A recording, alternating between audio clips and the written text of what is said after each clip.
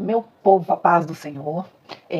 Vamos fazer hoje a segunda parte do nosso vídeo de Daniel 8, né, onde a gente estava falando do Império Persa, e nós vamos hoje falar sobre, a gente estava falando da visão do carneiro e do bode que Daniel viu ainda no terceiro ano do reinado de Belsazar. Bom, nós paramos na parte aonde o chifre pequeno cresce e ele toma uma proporção muito grande. Vamos voltar um pouquinho para a gente poder relembrar. O que vem a ser esse chifre pequeno? Desse bode que tinha um chifre na testa, ele morre, né? O chifre se quebra e do lugar onde tinha esse chifre vão sair 4 chifres. Desses 4 chifres vai sair um chifre pequeno e esse chifre pequeno vai dominar. Ele é como aquele que é muito sagaz, vem caladinho, não se mostra, não aparece, ou seja, ele vem pequeno e ele cresce. Então ele é o chifre pequeno, mas ele cresce em uma autoridade que vem do inimigo, uma autoridade dada por Satanás, uma autoridade recebida do dragão. O que é que acontece com esse chifre pequeno? Daniel 9, 8, 9 diz assim. Vamos voltar a Daniel 8, 8, vamos ler o 8, 9 e 10 para a gente poder falar quem é esse exército dos céus e essas estrelas que o bode pisoteia. Então o que diz a palavra de Deus? O bode se desenvolveu muito e cresceu forte. Contudo, no auge da sua força, o seu grande chifre frontal foi quebrado. E no lugar lhe nasceram 4 chifres, também muito grandes, que se estendiam na direção dos 4 ventos da terra. Isso é, para norte, sul, leste e oeste. Ocorreu que brotou-lhe também um chifre pequeno, de um dos grandes chifres, e este cresceu muito nas regiões, para o sul, para o oriente, também para Tisbé, a terra magnífica de Israel. Observa que ele vai para o norte, para o sul, ele vai para o leste, ele vai para o oeste, mas ele não vai para o norte. Você viu? O chifre ele se espalha para os 4 cantos, mas quando ele vem do norte e começa a atacar. E Jeremias 3, se eu não me engano, quando ele está entregando uma profecia ao povo de Israel, porque o povo está em pecado, ele fala, olha, convertam-se, o mal vem do norte. Do norte virá o mal, do norte virá o infortúnio, do norte. Então, do norte surge esse chifre pequeno. Apocalipse vai falar desses 4 ventos. Apocalipse fala de 4 anjos que estão atados no rio Eufrates, que tem a ver com a ira de Deus. Esse pequeno chifre ele se torna grande com a astúcia de Satanás. Olha o que diz Apocalipse, no capítulo 13, diz assim, capítulo 13, verso 13, diz assim. Ele realizava grandes sinais à vista da humanidade, de maneira que fazia até descer fogo do céu para a terra. E por intermédio dos sinais que lhe fora permitido realizar em nome da primeira besta, enganou os habitantes da terra e ordenou-lhes que edificassem uma imagem em honra da besta que fora ferida de morte pela espada. Contudo, sobreviveria. Essa besta, a ferida de morte dela, ela foi aonde? Na cabeça. No início de Apocalipse vai falar que foi uma besta ferida de morte na cabeça, e essa besta reviveu. Olha como é que diz no início, no versículo 11. Vinda emergir da terra outra besta com 2 chifres, semelhante a de um cordeiro, mas se expressava como dragão, e exercia a mesma autoridade da primeira besta. Em nome dela, obrigava a terra e seus habitantes a adorarem a primeira besta, cujo ferimento mortal tinha sido curado. O bode teve um ferimento mortal e foi curado. Essa besta, esse pequeno chifre, porque no Apocalipse, no meu entendimento, não é literal e tampouco cronológico. Quando nós lemos as cartas à igreja, a gente vai ver um tempo de fidelidade, um tempo de apostasia. Nós vamos ver um tempo em que o espírito de Jezabel entra na igreja. A gente vai ver o tempo que o espírito de engano de Balaão entra na igreja, tudo isso. E é interessante que João fala assim, olha, filhinhos, vários anticristos já tiveram em nosso meio. Né? Então, várias épocas já existiram vários anticristos. Agora a gente tem que entender o seguinte, João vai dizer o seguinte, ele vai sair do nosso meio, mas ele não é dos nossos. Olha o que diz, vamos em Apocalipse, olha o que é que diz em uma das cartas à igreja. Apocalipse 2, 12. Assim diz o anjo da igreja em Pérgamo, assim declara aquele que tem a espada de 2 gumes afiados. Conheça a tua obra e o lugar em que vives, onde se encontra o trono de Satanás. O trono de Satanás. Presta atenção. Apesar disso, permaneceste fiel ao meu nome, não renunciaste à tua fé em mim, nem mesmo quando Antipas, minha leal testemunha, foi morto nessa cidade onde Satanás habita. Porque tenho contra ti algumas admoestações, porque estão seguindo a doutrina de Balaão, ou seja, a doutrina de engano, a doutrina de falsas profecias. Esse pequeno chifre, ele vai vir depois de uma morte. Lembra que eu falei que Alexandre o Grande, ele tinha tanta obsessão por conquistas e ele morre? A história conta que, se eu não me engano, foi de uma doença. E Alexandre morre. Quando Alexandre o Grande morre, o reino é dividido e o Seleucidas, aí parte para o Seleucidas, Egito, e agora não está me vindo outro, para os 4 cantos da terra. Só que lá no norte se estabelece esse chifre pequeno. Então ele vai vir com toda a fúria. Agora presta atenção, ele saiu do nosso meio, mas não é como nós. Isso aqui pode-se entender que ou ele saiu do meio dos cristãos, mas não era cristão, ou ele saiu do meio dos judeus, mas não era judeu. A questão é que ele vai perseguir. Ele vai perseguir os que forem opositores a ele. Esse chifre, Alexandre o Grande, era um sistema, era um império governado por Alexandre o Grande. O chifre pequeno é um império, é um sistema governado por um chifre pequeno, que para o final desta era, ou da era, como diz Jesus lá em Mateus 13, para o final da era, ele vai vir para destruir, para perseguir. Eu coloquei um vídeo de um rabino falando sobre o cristianismo e o judaísmo, para que vocês entendam como que eles nos vê, como que ele vê os cristãos, como o judaísmo ortodoxo, que pratica a Cabalá, que pratica alguns ensinamentos das chaves de Salomão, nos vê como herege. Eles não creem que Jesus veio, eles estão esperando o Machia. Então vai vir esse Machia agora para eles, porque para nós o Messias já veio. Quando esse enganador Machia, que eles estão esperando vir, é esse chifre pequeno. Agora vai sair da onde? Dos cristãos para perseguir judeus ou de judeus para perseguir o mundo inteiro que não se juntaram a eles? Se nós vamos entrar numa linha ou pós, existe uma discussão. Se for na linha pré, vai ser um cristão perseguindo judeu. Se for na linha pós, vai ser um sistema perseguindo todo mundo. Se for na linha pós, não vai existir um arrebatamento secreto. Até porque Jesus diz em Mateus que todo olho verá. E ele diz primeiro, assim, olha, Mateus 13, olha o que diz Mateus 13 a respeito da vinda de Jesus. Mateus 13 diz assim, no verso 24. Porém, naqueles dias, depois do referido dia da tribulação, o sol escurecerá, a lua não dará a sua luz, as estrelas cairão do céu, os poderes dos celestes serão abalados, então o Filho do Homem será visto chegando na nuvens com poder e grande glória. Quando esse homem, Jesus Cristo, ele vai ser visto com poder e muita glória, ele vai enviar os seus anjos e vai reunir os seus eleitos dos 4 cantos da terra até o céu. Agora, quando nós vamos, a gente volta um pouquinho lá para Mateus, quando Jesus está falando da seara, quando vai ter a colheita, olha o que Jesus fala na parábola do semeador. Mateus 13 diz assim, sobre semear o joio junto com o trigo. Olha o que ele diz. Jesus contou outra parábola. O reino dos céus é semelhante a um homem que semeou uma boa semente em seu campo. Entretanto, quando todos dormiam, chegou o inimigo dele, lançou o joio no meio do trigo e foi embora, seguiu seu caminho. Assim, quando o trigo brotou e formou espigas, o joio também apareceu. Os servos do dono da plantação fora dele perguntaram, Senhor, não semeaste semente boa no teu campo? Então de onde veio o joio? Ele, porém, lhe respondeu, o inimigo veio e fez isso. A obra de engano. Um enganador veio e brotou. Então os servos lhe propuseram, Senhor, queres que nós vamos e arranquemos o joio? Ao que o Senhor respondeu, não, pois ao tirar o joio, vocês podem arrancar juntamente com ele o trigo. E o trigo ele não pode ser arrancado antes do momento certo da safra, tá bom? Deixai-o, pois, crescer juntos a safra. E no tempo da colheita, primeiro ajuntarei o joio e amarrarei em feixes, para que seja queimado, mas o trigo recolherei no meu celeiro. Então, se existe alguém que vai sair primeiro, que vai ser amarrado, que vai ser lançado fora, é o joio, como nos dias de Noé. Gente, lendo alguns livros de ex-satanistas que se converteram, eu tenho mais certeza do quanto o sistema pegou essas palavras de Jesus e inverteu. Falando que primeiro sai a igreja e fica os ímpios. Não, primeiro os ímpios são lançados fora. Até porque em Apocalipse diz que os servos do Senhor vão ver a vingança do Senhor. Vão ver Deus vingar cada sangue inocente. É só ler Apocalipse, está lá.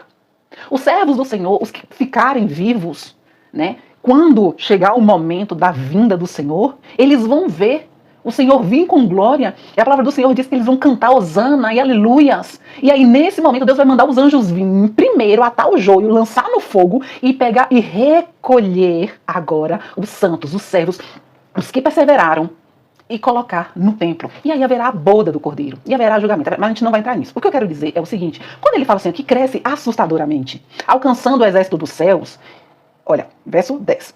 Esse chifre cresceu assustadoramente, alcançou ao exército dos céus e conseguiu atirar na terra algumas estrelas desse exército e ainda pisoteou. Olha o que é que diz a palavra do Senhor. Deixa eu ver. Mateus 5 diz assim, ó. verso 14, diz assim: vocês são a luz do mundo. Da mesma forma, brilhem a luz de vocês, glorifiquem a Deus com as suas obras. Esses são as estrelas, nós somos a luz do mundo. Jesus nos chamou para ser luz. Luz, estrela tem brilho, estrela brilha. É brilho próprio? Não, é brilho que vem do sol. E quem é o nosso sol? É Jesus Cristo. Então nós brilhamos através de Cristo. É Cristo que traz brilho, é Cristo que nos capacita para poder brilhar pela palavra, através da palavra.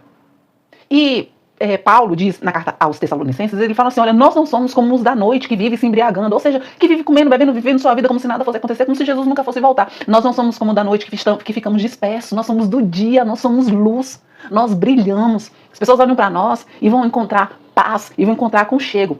Quando ele fala aqui em pisar nesse exército, pisar no exército e nas estrelas, e quem é esse exército, Érica? Esse exército está em Timóteo, 2 Timóteo 2,3, na parte B, diz assim: que nós somos soldados de Cristo. E ele, olha o que Paulo diz a Timóteo: como bom soldado, seja um bom soldado do exército de Cristo. E eu estou sofrendo por ser bom soldado. E eu estou sofrendo como malfeitor. Eu estou preso, em breve eu serei morto. Então Timóteo 2, de 10 a 12, está falando que por causa de ser um soldado de Cristo, de pelejar pela palavra, sabe, de combater a heresia, de combater o engano, de falar: não, Jesus não disse isso, não, a palavra não está assim, vamos confirmar, vamos ler direito, vamos fazer direito, por pregar um Deus santo em um mundo podre, eu estou sendo condenado como, ele fala, como um malfeitor. E Jesus disse: se eu sofri, vocês também vão sofrer. Jesus não iludiu ninguém falando que seria um mundo de mil maravilhas. Não houve ilusão. Então ele fala que esse chifre pequeno vai pisotear as estrelas e vai pisotear o exército dos céus. Olha que interessante. Aí, para a gente poder entender melhor, a rebelião dos ímpios no final do império é a rebelião da impiedade, da imoralidade. Nós estamos vendo no dia de hoje a imoralidade reinando, o certo não é mais certo, o errado tem que ser certo. E se você falar o contrário, você vai preso. E a palavra de Deus disse isso para Daniel. Olha o que diz ainda no 8:17, a partir do verso B. Entende ao filho do homem, eis que essa visão se refere ao tempo do fim. Verso 19. Em seguida me disse: eu te revelarei o que acontecerá nos últimos dias do tempo da ira, quando todos esses acontecimentos, porquanto todos esses acontecimentos pertencem ao determinado tempo do fim. Sendo assim, os 2 longos chifres que vistes cresceram na fronte do carneiro, representa os reis da Média e da Pérsia. Mas o bode peludo significa o rei da Grécia. O grande chifre lhe nasceu nos olhos, é o primeiro rei. Os 4 chifres que se levantaram no lugar do que foi quebrado refere-se a 4 reinos que brotarão da mesma nação, mas não com o mesmo poder dele. E no final do império deles, quando chegar a rebelião dos ímpios, quando tiver chegado ao extremo, um rei semelhante, violento e cruel, mestre em astúcias, será capaz de discernir enigmas. Ele vai vir destruir, primeiramente, o holocausto diário, que é o que a voz da igreja, ele vai calar a igreja. Ele não vai permitir que se ore. Silenciar. Daniel fala sobre a oração, o sacrifício em holocausto de manhã e o sacrifício da tarde, né? Nós vamos mais na frente fala também, Daniel 9, fala sobre esse sacrifício diário ser tirado, não poder prestar o sacrifício de holocausto. Qual é o holocausto? Entregar um carneiro, uma pombinha, alguma coisa pelos pecados. E qual é o sacrifício da tarde? É você entregar uma oração acompanhada com o pão sem fermento, acompanhada com cereais, e louvar o Senhor por todos os benefícios que o Senhor tem feito. Então, é todos os dias matando a carne, todos os dias agradecendo a Deus pelos grandes feitos que o Senhor tem, né? Por todos os grandes feitos do Senhor. Quando vir esse abominável da desolação, quando o império, presta atenção, a palavra do Senhor diz assim, que onde houver a podridão, ali estarão os abutres. Aqui diz o seguinte: quando o mundo já estiver numa rebelião terrível, quando essa rebelião chegar no auge dela, esse sujeito, esse chifre, vai aparecer para destruir. Mas é com a permissão de Deus. Porque Deus fala que vai vingar todo o sangue inocente derramado. Lá em Apocalipse ele usa a Babilônia, o nome Babilônia, mãe das prostituições e das abominações da terra. Eu estou usando o Império da Grécia porque foi quem sofreu a ferida mortal e vai ressurgir e volta caminhando para a destruição. Se nós estudarmos a respeito do Império Grego, ele foi muito pior em blasfêmias e misérias do que o Império Babilônico. Por mais pompa que a Babilônia tivesse, a Grécia venceu em violência, em corrupção, em levantar altares. A Grécia trouxe ídolos, postes ídolos, que os judeus nunca nem sonharam em falar.